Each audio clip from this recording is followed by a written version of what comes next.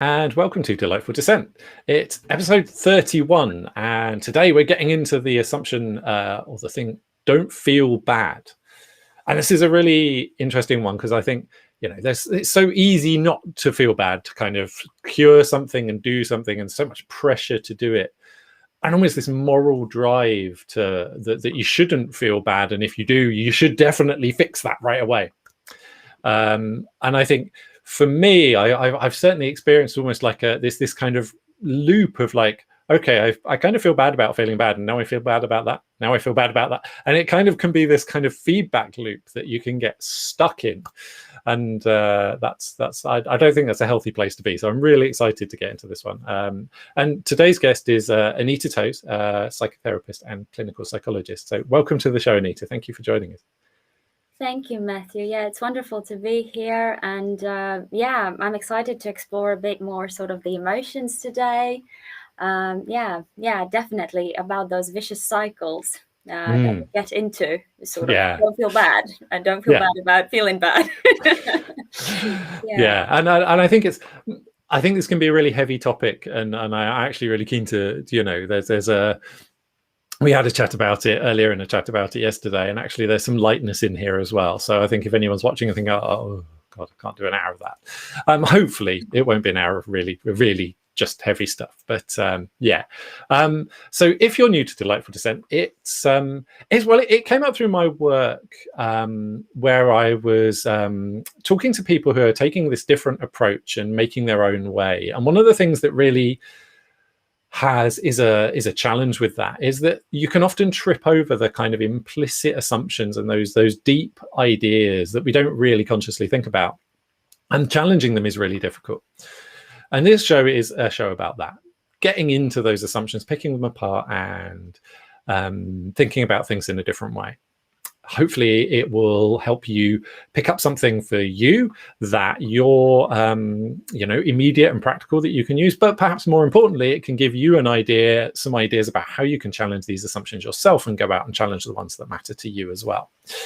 I really want to make it a normal thing to do this stuff and to go out and explore and think about these things when we don't really have all the answers straight away. And it's delightful dissent because, we're standing up and saying, okay, we don't agree with this, but it's not about kind of proving ourselves right and someone else wrong. It's really about exploring alternatives and playing with possibility and having some fun whilst we do it. This show is genuinely live, so we may talk about some challenging topics. There may be some difficult stuff coming up. There may also be strong language. So if any of those are an issue for you, then please just know that's a possibility. And there aren't really any perfect answers here. This is about asking questions for us, and it's about asking questions to us. So if you're watching live, please do ask any questions in the comments and we'll be able to bring them in. If you're watching the recording or listening to the podcast, do check the show notes and listen to the end, and there'll be details about how to get in touch with us, either of us, at the end. Thank you for the intro. Very lovely. Thank you. So today's guest is Anita, and I first met Anita at a People Developing People event that I organised a while back, and I was really struck by how well she connects kind of quite detailed and academic theory with something really felt and lived. And I think that's a really rare skill, and so I really wanted to get her on the show to explore this a bit more and to talk about this. So I'm really excited to have you on, Anita. But could you tell us a little bit more about your work and the kind of people that you work with, please? Thank you, Matthew. Yeah, it's I really appreciate the space you offer, and definitely as well anyone who is watching. Sort of, this is a space for discussion and exploring, and to have the courage to do that. And so I am a clinical psychologist in Latvia and a qualified CBT therapist. I work as a psychotherapist in UK, and I work with people. That's what I do. I work with people, sometimes who might feel they're a bit lost or want to reassess their goals or are struggling with any mental health issues. And yeah, it's a journey we take together. Yeah, I think that's sort of the main. Cool. Yeah, thank you. Before we actually get into the main assumption, and I think so. Yeah, that I should say. I think that that idea of being like exploring is such a key theme to this work in general, and I think it's being able to accompany people on their journey is actually one of the really for me is one of the most joyful parts of doing all of this stuff. So yeah, it's lovely to hear that's a theme in your stuff too. Thank you. It's true. It's true. It's a journey together in the end, isn't it? So, Yeah, absolutely. So yeah, but before we get directly into the assumption, I do like to ask my guests to share a quote that means something to them and kind of relates in some way to what we're talking about today. So have you got something that you'd like to share with us? Well, yeah, we spoke a bit before about this, and so it's live a life of love. And so I think you said Ephesians, or how do you pronounce that? Yeah, I think it comes from the sort of biblical texts. But this is a quote really that spoke to me. It has spoken to me throughout the years, really, because I remember when I was a kid, I had sort of this figurine, a heart-shaped figurine that said "Live a life of love." And I have no idea where I got it, but it was there all the time. I think I bought it somewhere, and yeah, and it was just always there, reminding me of that. And as I continued my journey, my academic journey, life, I was always thrown back to it. Kind of connected me to that kindness, and how kindness can often resolve a lot of issues, the kindness towards people we're working with, and the kindness towards self as well. So it became something very intimate and personal to me as well, to invite more love and care in life in general, towards myself, towards others. And I think that self-compassion, that being able to love yourself is often, certainly in my experience, is the harder part. Is the place where there are, where I encounter bigger challenges. I think that's it's not something that always gets talked about, and I think it really does relate so directly to not feeling bad. This idea that we've kind of somehow let ourselves down when we feel bad, and that there's something more unconditional in that. And there's something about forgiving ourselves and working with that in that idea. So yeah, thank you for that. It's a really really lovely quote. Yeah, and I think it does frame this work so well, because that it feels like that there's got to be something around acceptance, in that as well, in the idea of love, of okay, it's not exactly what I thought it was going to be. It's not perfect. It's not ideal. That's a really big part of this. It's true, definitely, Matthew, and it kind of starts with the perception itself. If I may add to this as well, we come into this world and we're often faced with this sort of, well, this is bad and this is good. These are bad emotions and these are good emotions. And we kind of grow up with this idea, and despite sort of life happening to us, we feel like, oh, I shouldn't be feeling bad, I shouldn't be feeling sad, I shouldn't be feeling angry. But these emotions come anyway, and they will.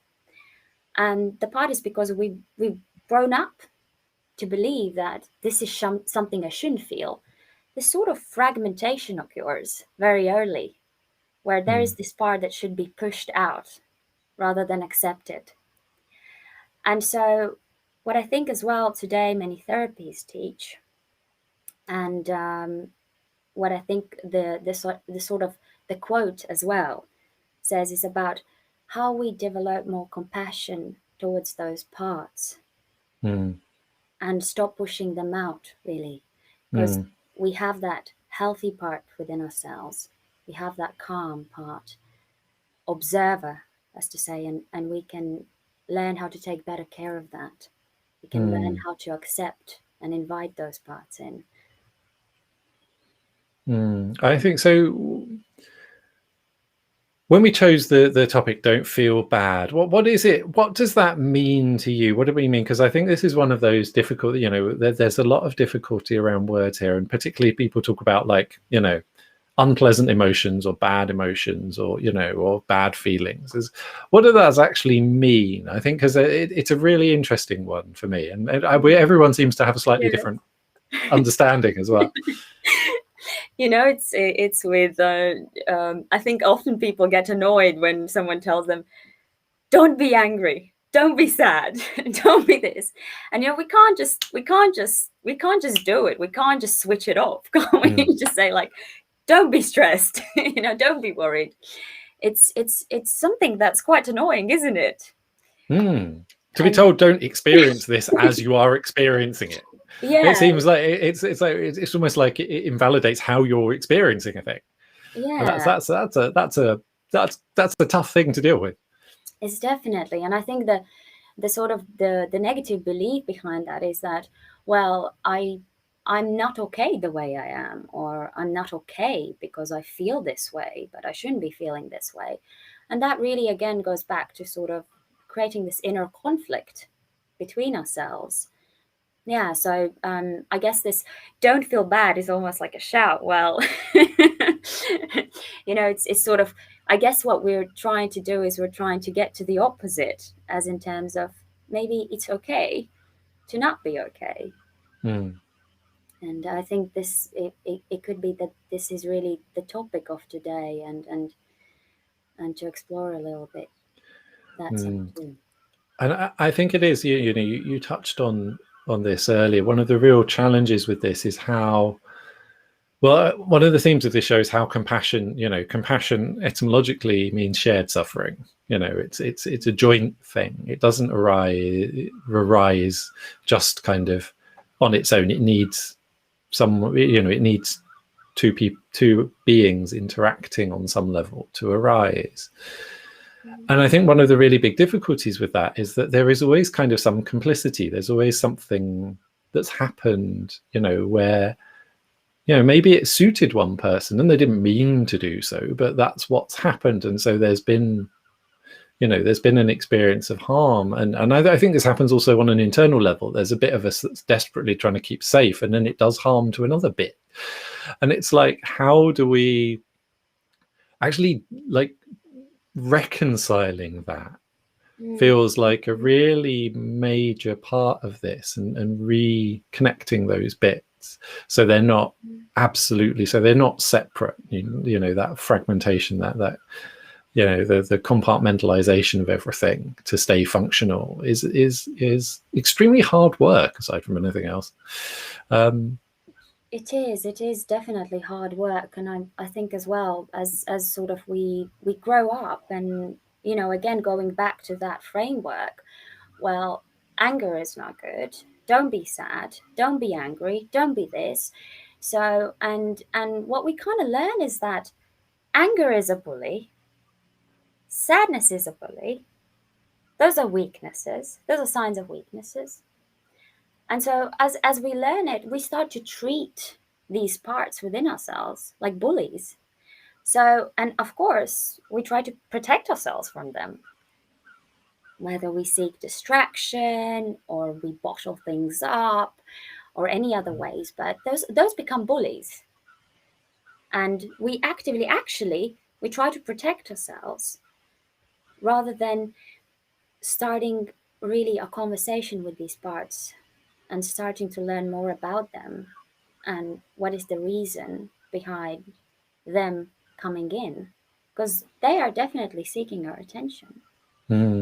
I think that idea, I've sometimes heard this cluster of things described as aversive emotions, the ones we want to avoid.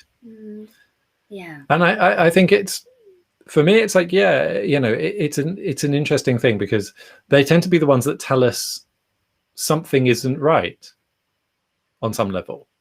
They're the ones that tell us, okay, this isn't okay, and can kind of, but that has a protective effect.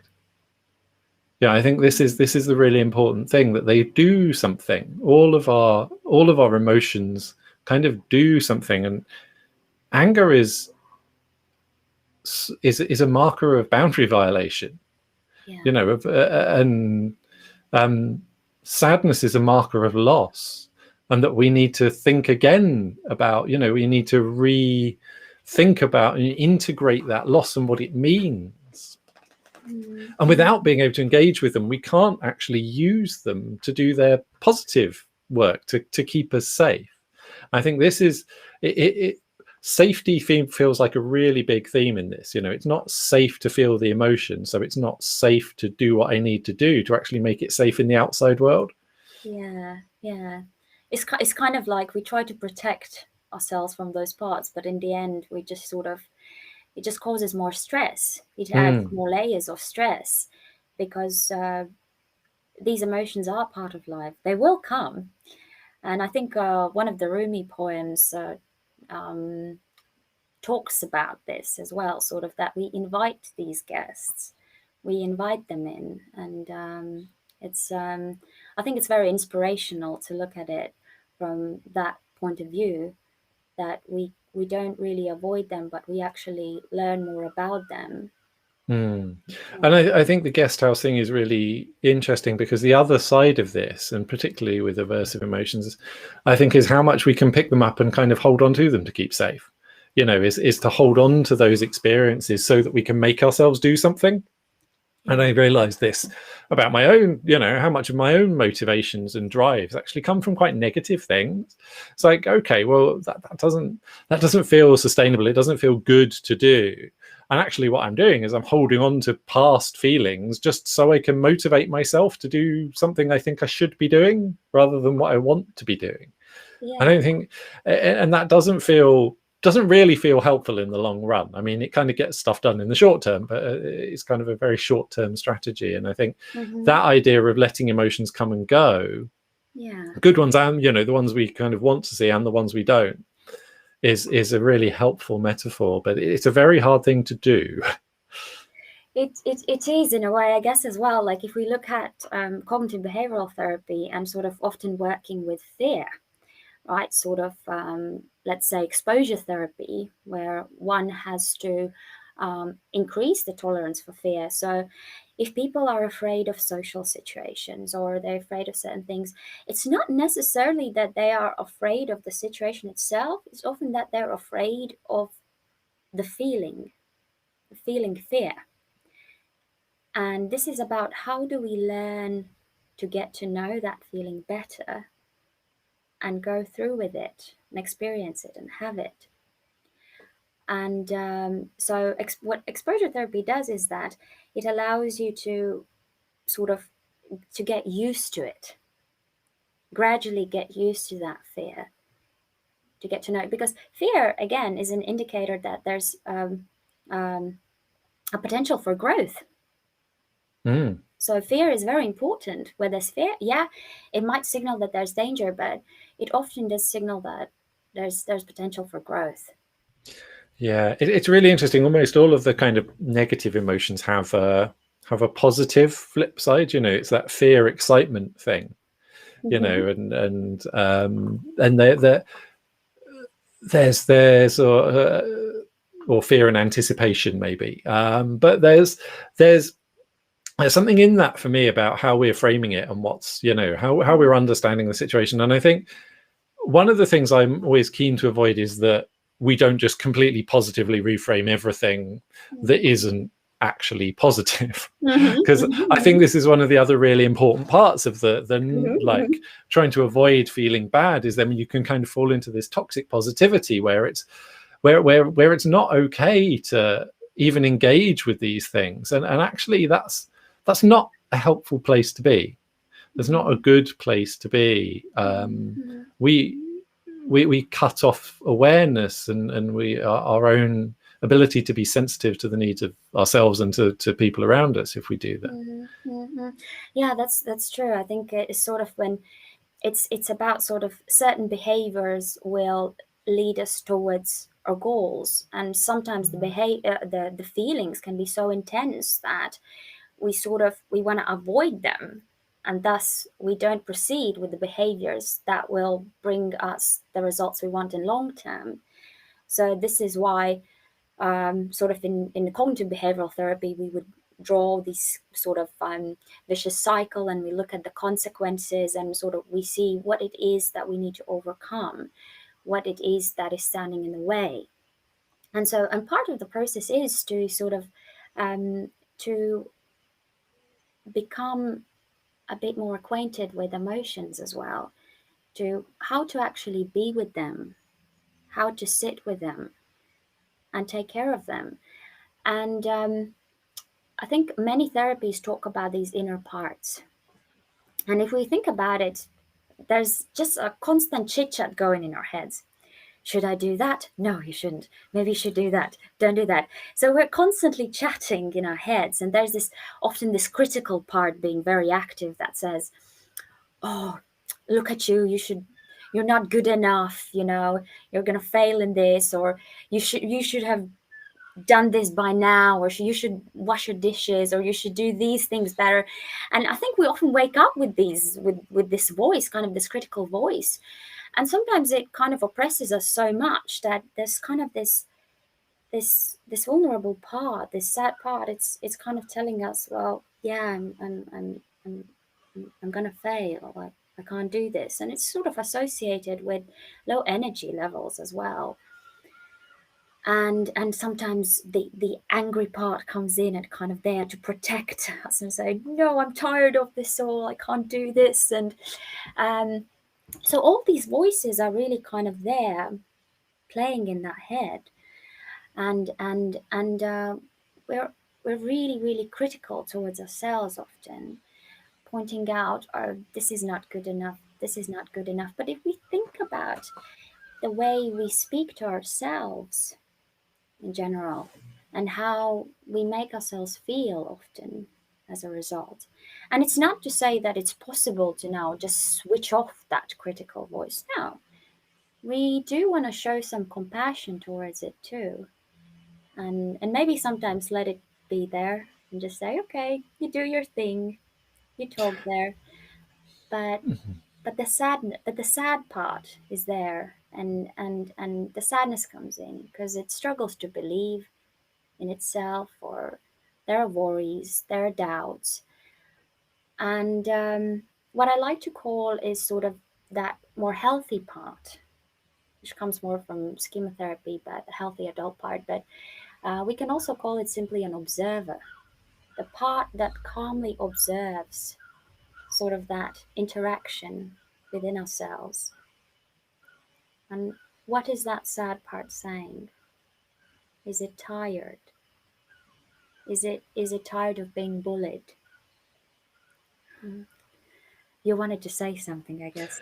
Yeah, it's an interesting one. So one of the ways I understand this in myself, I've come to understand this, is one of the difficulties with these kind of little aspects of self. And obviously I'm not, this is a model, this is a metaphor, this isn't really what's going on inside, but I find it quite a useful kind of metaphor, is that they're actually usually formed when we were very young. Many of them, particularly the really kind of painful ones, the really deep ones, were when we were very young. And that bit kind of has been protected for so long. It hasn't really had this chance to develop and integrate in the way that perhaps it would if it hadn't been kind of wrapped in cotton wool. And so the experience, I think of it as being a little bit like the inner kindergarten. It's like being surrounded by toddlers, all of which are, some of which are having a brilliant time, some of which are crying, some of which are furiously angry. And when they report something to you, they're like, hey, this is like, they are telling you some form of the truth. They are telling you something about how they're experiencing the world. but it's not the, that separate self, that observer self that's seeing the whole thing and understanding and is connected with the context, is being able to take that step back and say, well, okay, that thing you're telling me over there, you're telling me that there's a dragon over there, and you believe, that part is believing that. Yeah. It's like, well, okay, well, maybe it's maybe it's not, maybe it's just it's a trick of the light, or it's something, or it's just your pet cat or whatever it is. But being able to engage with it and actually listen to it on its own terms and hold it, and then be like, well, okay, I'm not sure I see it that way. You don't have to take the whole word of the things that it's experiencing for it, I think is what I'm saying. Yeah, it's true. I sort of like how you compared it to the kindergarten, and it is definitely, and I think sort of the parts within us, they can represent different needs, different urges, different feelings, and they just are often so contradictory. And sometimes we need to approach it sort of as a compromise. We need to look at it as a compromise. Well, I have this need, but I also have this need. Right, so many, like a simple comparison is sort of, oh well, I wanna be in a sort of I want to be healthy, but I really want this ice cream, and so we look at these differing needs and different urges, and it's often about the compromise. And so again, with these emotions when they come in, right? So when we're sad, right, we might be sad, we have to be okay. We might offer support to the part that is sad, or maybe to the part that is bored, and we have to say, it's okay, we're gonna wait a bit longer. I'll help you get through this, because if we get through this, it will be easier later. So we want to help the children in this kindergarten. We want to help them compromise, because it might be very hard to always find a way to satisfy all of them. So yeah. It's interesting, because compromise is a really interesting word for me, because I actually find it gets used. It's one of those words that has two meanings that are subtly but importantly different. Sometimes compromise means effectively where both sides lose equally. And I don't think that's a very healthy, that's actually what a lot of people mean, when they say compromise. And it can also be quite a dangerous word for those of us who experience the world differently and are sensitive to what's going on, because we often reach out to people just habitually, and we kind of adapt a bit more just through our natural way of being. And what can happen is, if we with people who don't do that quite as much, when they ask for compromise, what that actually then does is, to that meeting halfway, is to pull the sensitive person out of their space, because they were already there.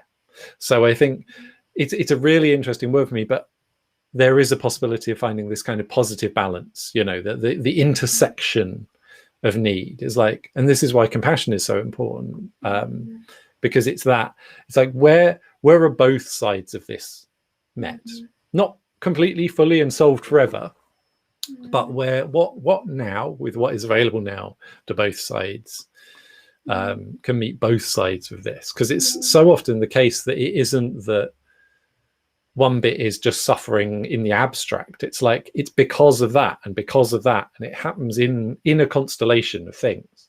And it's actually about shifting the relationship between the things, and quite often, sometimes quite distant things as well. The whole thing kind of moves a little bit for me. But that's that is a difficult thing to do, and a scary thing to do.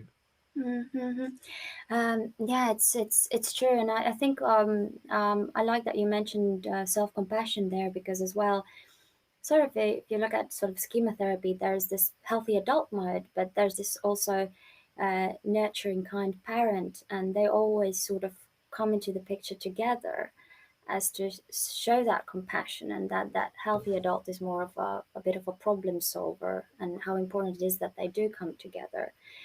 Um, but speaking purely of emotions and sort of, I think we often don't give enough thought to actually what are emotions. Sort of, are they really, really that scary if we think about it? And so I think here I would just like to for people to reflect when you feel anger or sadness. What is actually happening? Where is it? Where is it happening in the body?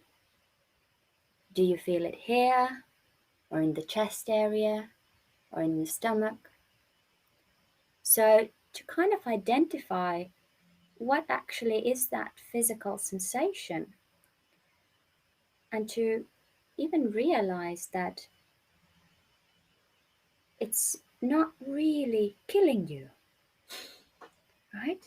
It's not. Yeah, it might be unpleasant first, maybe because it's a bit alien, maybe, but to just really observe it, kind of just be mindful of it. And that is the first step of the observer, because who it is that observes. As you look what's happening to your body when you feel the emotion, and to remind yourself to just breathe slowly. And again, to remind yourself that you don't really have to do anything with it, and to just continue breathing. And I think I sometimes tell clients that, I could be sitting in a meditative position, and and I'm calmly with my eyes closed, and I might be feeling angry. I might be,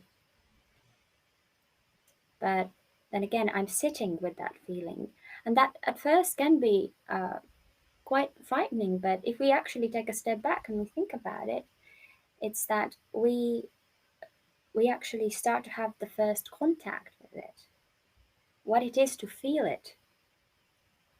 Yeah.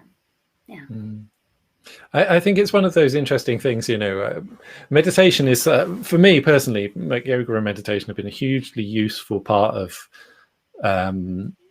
how my kind of healing process. But I think it's quite misunderstood very often. It's inherently hard to, certainly with the tools that we have in the language that we have, to kind of guide people to a not doing, because a lot of it is that not doing, the being with, rather than the going to a solution, even internally, that, okay, I feel bad, then I respond physically, react physically. It's but I think one of the interesting things is like how it's experienced, and is like, this idea, okay, I shouldn't be having all of these thoughts, or I shouldn't be feeling this tension, or and I think that idea that you see this serene person sat on a cushion, whenever, if I might look serene from the outside, but it's there can be extraordinarily intense stuff coming up inside. And I think that idea that you shouldn't be having the thoughts, you should be pushing the thoughts away, and you shouldn't be experiencing the intensity of the feeling. And that's, so you're actually kind of doing it wrong, is a big barrier to meditation, to meditative practice, and that it requires looking a certain way, or doing a certain thing, or sitting a certain way. And actually it's just the intention to hold awareness. Mm-hmm. Yeah, thank you for sharing that with me. It's true. Sort of the experiences, can be quite strong. I know it's kind of easy to sit here and talk about these things, but it does really take practice and as well, sort of when it comes to meditation or mindfulness, it is that um, it's okay that it's not a great feeling. It doesn't have to be. It is what it is when meditation happens. So that, and especially a lot of people report sort of feeling not very well, sort of when they first try it out, because there's this a lot of, I shouldn't be feeling this, and that as well is a voice. So that as well is a thought. Okay, so I observe this. I should not. Okay, I have a thought that I should not be feeling this. Okay, that is a thought, and so again, sort of trying to observe this process and trying to sort of focus on breathing. And whenever the thoughts come in, we name them. Okay, I have the thought that I shouldn't be doing this, or I have the thought that I shouldn't be feeling this. And when we can, we shift back the attention to the breathing. And then we don't notice, but in a few seconds, again, the mind wanders away, doesn't it? It just goes away. Absolutely. And then again, we shift it back. So it is practice, but it's true. And I do wanna say that I know that we are discussing these things, but experiencing sort of intense emotions, it can be challenging, and I do empathize sort of with it as well in other people, especially when going through things, and I guess part of it is to learn how to accept to feel, and it can be quite a rocky road. Yeah, and I think it's also a practical learning experience for me, because the way I think about it is we have this kind of, you can see emotions as energy on some level, and how you express that well is something that we have to learn and have to explore for ourselves. It's not something, it doesn't immediately follow necessarily that just because we can feel something in detail, we can really do something useful with it and let it do its, allow it to do its thing and express that well. I think a lot of the reason we end up holding on to things is because we don't have a good expression for them. We haven't been allowed to develop a healthy way, a helpful way of expressing them for ourselves and for other people.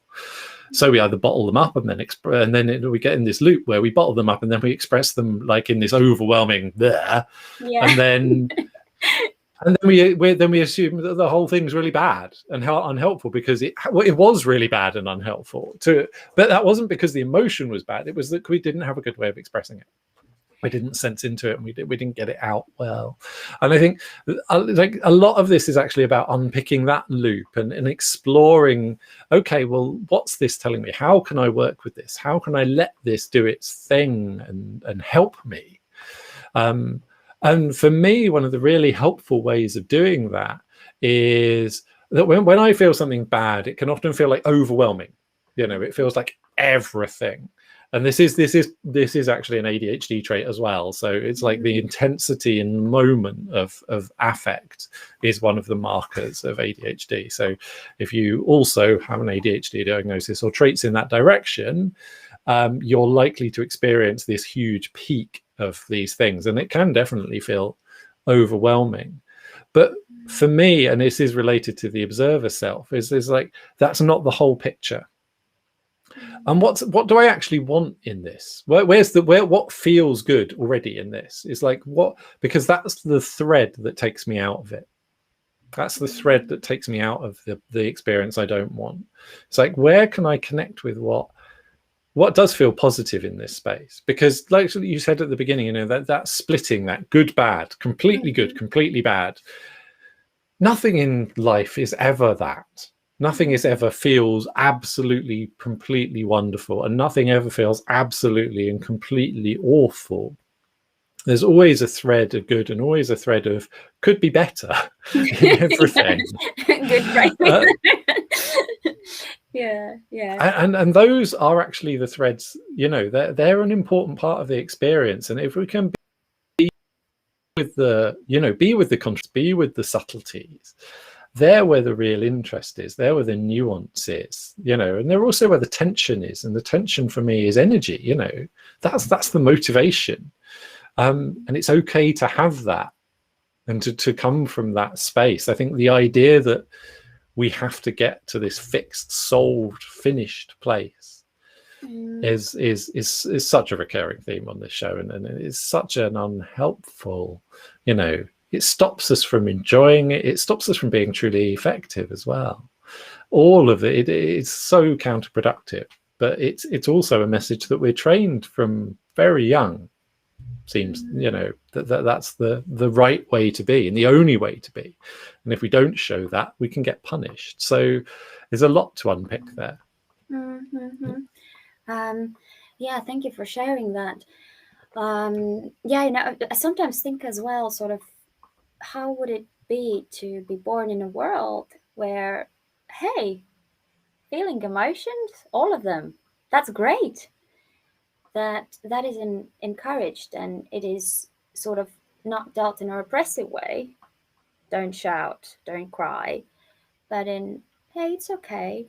I get sad too, and yeah, and sometimes, you know, unpleasant things happen, and you know, I'm just gonna sit with you while you go through your sadness, if that could be helpful. So if we kind of take a bit of a different approach with it, and I sometimes think, how would it be to live in a world where we, oh yeah, sadness, that's great, anger, yeah, and it's really hard to imagine what it could be really, to be in a world like that. But I think nevertheless it sort of shows us how conditioned we are, and very enormously born by the society we grow up in. I think there's something really in that for me around if we feel we have kind of authority or responsibility in a space, whether we're parenting or whether we're a leader in an organization or whether we're holding space for someone else in a kind of coaching or therapeutic context, there feels a pressure not to show the negative emotions, not to voice them. And actually, I'm not sure that's a service. You know, it's that there's a vulnerability in sharing. I wonder whether that's actually the root. You know, when we say vulnerability, what we mean is sharing the things that you don't, you know, the aversive bits. And that we actually, you know, when we present that kind of completely shiny, perfect exterior, we can't model that for anyone else. It doesn't give them any, you know, anything to connect with or to model how they might resolve it too, because that feels like then it feels like, well, because it reinforces that message of you're feeling that and it's your problem, rather than it being our problem. Yeah. I think, yeah, with emotions, it's sort of, it's the sort of the social pressures often come into the picture, don't they? And I think going back to the previous message, you know, you shouldn't be feeling this, you shouldn't be feeling that. And it's about certain behaviors. When we repress the emotions, you know, as you said, we bottle them up. And I think that one of your questions was, so what is a more helpful behavior, or how do we actually go about it or around it? And it's true, when we sort of start shouting and sort of, certain behaviors can lead to sort of quite unpleasant consequences, and we get into this second vicious cycle where we start to feel guilt and shame because of the behavior. And I think part of it is, as well, that what you just mentioned, that if we could be more open about talking how we feel and talking about emotions, that it would be more accepted, and so that it wouldn't have to be avoided in a sense, but that first step might be to admit to yourself that, yeah, I am feeling sad, and I am feeling sad about this or this or this, and that I I am truthful to myself that I know this, and that self-compassion there with it, that sort of self-observation a little bit there, can be a very powerful step, really. That For me, I think it's also it's finding other people who are, being in a safe space to do it, because when we've learned so often and that we don't have the skillful way of expressing it, we need to be in a safe space to develop that, so we can make mistakes, so we can go too much, so because otherwise we can't explore where that balance is. Well, if we can't overstep the balance slightly, it's not safe to explore the balance. And finding your space or spaces in which to explore that, I think, are a really important part of doing this. And then you kind of do it together and you kind of co-model. And this is particularly difficult. This is a big challenge if you do experience the world differently to other people. And this is one of the really, really big things or themes of my work in general, is like, okay, there are some people, for whatever reason, whose qualitative experience of the world is different. They are much more sensitive to some things, in the environment, much less sensitive to others than most people. And that makes it extraordinarily difficult and they also have different capabilities, so they might not be able to express the things in the same way, or they might be able to express them really well and other people might find that overwhelming.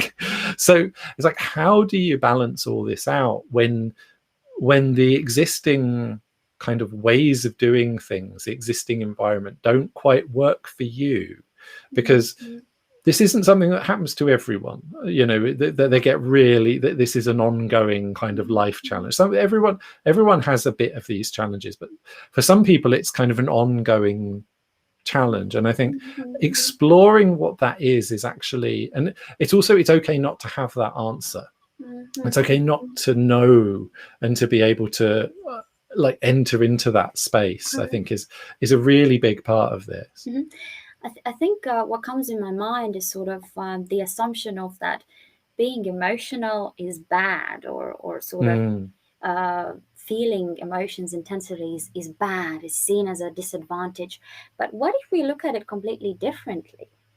What if having that power is actually one of the biggest advantages to be explored yet? Right? So it might be that there's a massive power that comes with that, and a very this sort of emotional intelligence and insightfulness that comes with it. That when we learn how to recognize those parts better, and when we learn to coexist, and when you kind of invite those emotional, let's say, I don't know, emotional parts in here, that we can, it becomes a massive advantage in a sense. And I think that's such an important message, particularly for people who feel this stuff more acutely. Is that level of sensitivity is something that you can kind of learn is a burden, is an unhelpful thing, is something you need to mask and hide. And for me, the root of expertise, particularly when you're working on complex, difficult, hard things, is sensitivity in a domain. No one wants an insensitive surgeon. No one wants an insensitive musician. It's not what we're aiming for, so those real skills come from the sensitivity and being able to do something well, to be able to channel them well. The difficulty is when we don't have that ready-made for us. I think, that is, if you're sensitive and somehow different, and so you don't have that pathway immediately for you, it can be very challenging indeed. Yeah, it's true. Yeah, thank you for sharing that. And yeah, I do kind of see that emotions is power. It's a wonderful tool, and I hope they can be appreciated in time a lot more, and maybe even looked at differently over time. And to really encourage people to accept them and look at them as their strengths. And I think as well, just starting a conversation, just a simple method to starting a conversation with sort of an emotion. It can be an emotion. You can speak to your emotion. That's another way to look at. Sort of, if you're more of a visual thinker, you can imagine that you're having a conversation with your emotion. So when you identify, the first thing is to observe that, okay, I now recognize that I'm sad. So why this observer part is quite important. Okay, well, I recognize I am angry, I am sad. And to invite that sadness in. And even if it's just sort of with a dialogue, to say, hello, my sadness. Why have you come today? And you don't really have to expect an answer, but to just be and sit with that question there. And just to imagine that that sadness is there. And maybe it is seeking your attention or your company. And to just sit with it. Maybe you want to continue with that dialogue, and that's fine too. But it's that invitation first. And I do really want to encourage people to improvise and be playful around that, and to explore themselves. And I think for me, it's really like how useful exploring this with other people is a huge part of this for me, because a lot of my difficulty in this space is that feeling, oh, I'm the only one that feels this way, and that's wrong. That's basically the loop that's going on in my head sometimes with this stuff. It's like I'm the only, because I was told that a lot at school, mostly, and in work as well. Yeah, it's only you who feels this way, so therefore it's your problem. Great, thanks. And actually connecting with other people who do experience something as acutely and experience these things as a problem is a really, really helpful way, because everyone has different capabilities, so that they can, you can learn different approaches and develop different skills and different experiences and different ways of handling it. And it's just such a relief to find a space where I'm not the only, this isn't just me, and to have the words and have be able to name it and be able to work with it. And I hope you don't mind me sharing, because we had the planning conversation and we were talking about boredom as an aversive emotion, as a negative emotion. And I've definitely, huge novelty seeking drive and very easily bored. And it's been something that I've kind of learned to live with, because I had to get through school and to get through quite a lot of work. And now I work for myself. It's not nearly such a thing, but it still has its mark. And I'm, we were talking about exploring that and creating some space, but just the very conversation was a great start to, was a weight lifted for me. So yeah, for me too. I really enjoyed that conversation on boredom and sort of what really boredom represents to us, and sort of what is that bored part of mine? What is it trying to tell me? What is it sort of, what message is it trying to deliver?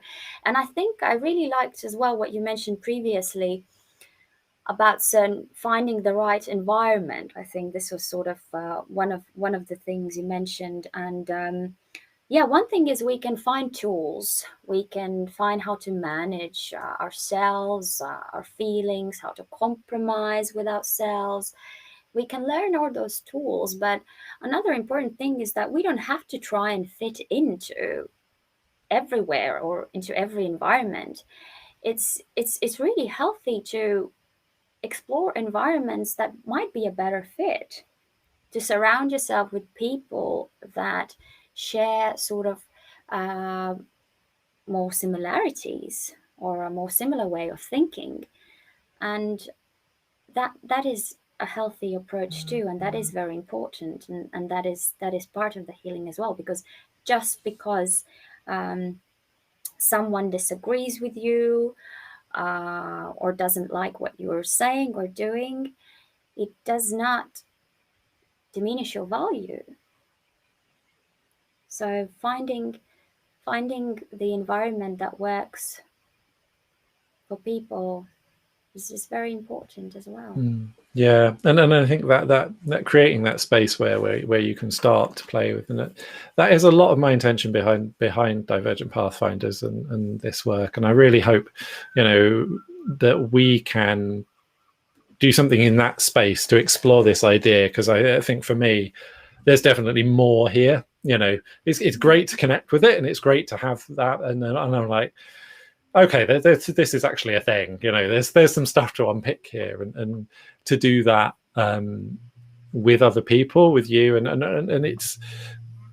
And I think this is the heart of the work is that being, well, okay, this is something that I experience as a problem, but I want to create a space where we can work with it together, rather than it being like, okay, I've got all the solutions, you just do this. yeah.